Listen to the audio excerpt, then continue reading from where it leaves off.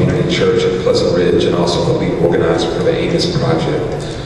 AMOS has been in existence, I guess, about 11 years or so, and we are comprised at the current time of about 30 congregations from around the city who come together to work on issues of justice.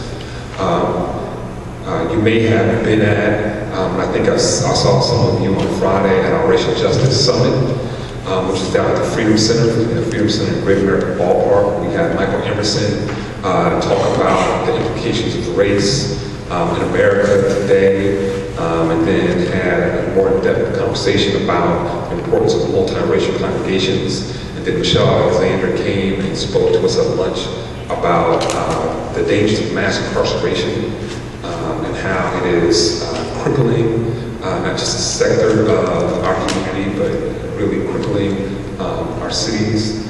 And so out of that, we've drafted what we are calling a racial justice covenant. And that is that we're asking churches, church leaders to sign on to this racial justice covenant to say that we are going to work together as the body of Christ to make sure that Cincinnati in particular, Hamilton County, and that we hope to be a touchstone across the state of working together to bring racial justice, so that it's more than just we want to get along, but we want our society to be structured in such a way that everybody has equal opportunities, that this society lives out the best of what we believe, both as American democracy and as people of faith. So that's the big kind of meta-narrative we're pushing. There are 4 specific items that we're working on. Working on criminal justice reform. Ohio currently has around 900 collateral sanctions, so that if you've been convicted of a felony, once you're released, while you're in jail, you can get training to be a barber. Once you're released from jail, you can't get a license to be a barber, so you've been trained and you can't get a license to have a job cutting hair because you have a felony on your record. You can't own your own plumbing company, and there are 900 other things that you can't do if you have a felony on your record. One of our leaders wrote a bad check when she was 19 years old. She was convinced by her public defender to plead to a low-level felony. She was given probation. She never went to jail. She's now 40 years old. She went to school to be a teacher. When she went to apply for a teaching license, she found out that because she pleaded for writing a bad check at 19, she can't get a license to teach. There are 900 such laws on the books in the state of Ohio, so we're working to help kind of reform that system, to help people who come out of jail, or some who've never even been in jail, who've led to a felony, to make sure that that doesn't bar them from gainful employment for the rest of their lives. The second thing we're working on is voter suppression issues.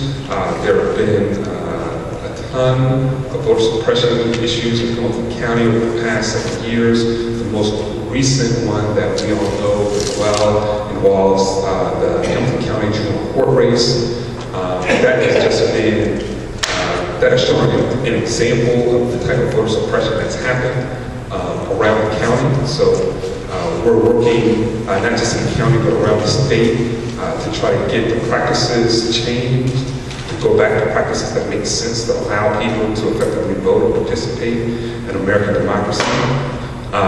The third thing we're working on is corporate responsibility, and we're working closely with our partners, SEIU and Coalition for Homeless, and other integral partners, the urban Presbyterian pastors, to stand up against Western and Southern and their constant, continual efforts to bully the Annapolis in out of their property.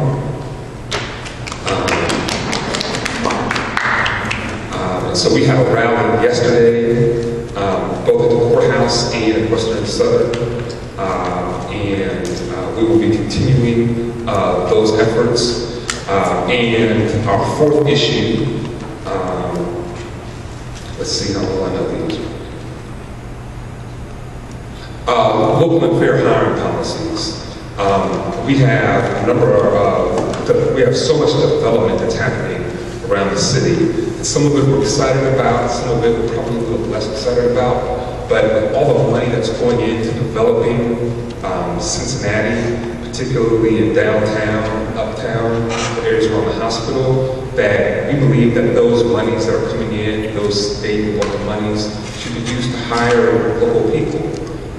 That money should not be coming in to Cincinnati to hire and train workers, and they hire and train workers from other cities and states to come in and do work here. When there are people here who are able to go to the training or qualified, who can get the same training, do the same work, and benefit our economy here. So that's the core thing we're working on. And I'll be open to any questions you have. Thank you so much.